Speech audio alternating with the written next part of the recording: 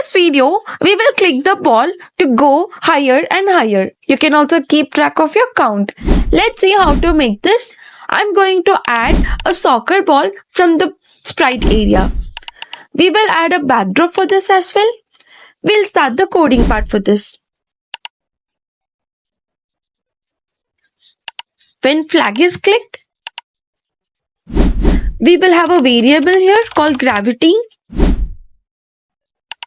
So we will set it to 0 under green flag. Also, don't forget to add this x and y. Now, forever, we will reduce this gravity. So change gravity by minus 0.5. Now I should bring the ball to the same value. So change y by the gravity value. Now the ball will continuously fall down. The gravity is applied here. Now we'll start clicking the ball. When this sprite is clicked, just change the gravity value so that it goes up. Set gravity to 10. Now click the green flag.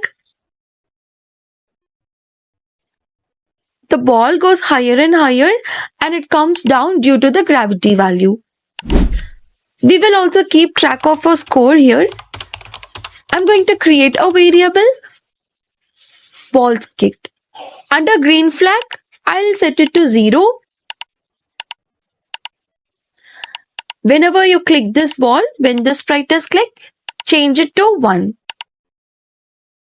The ball continuously goes down because of gravity and you can click. Let's see how many times you can click it and you can score. If you like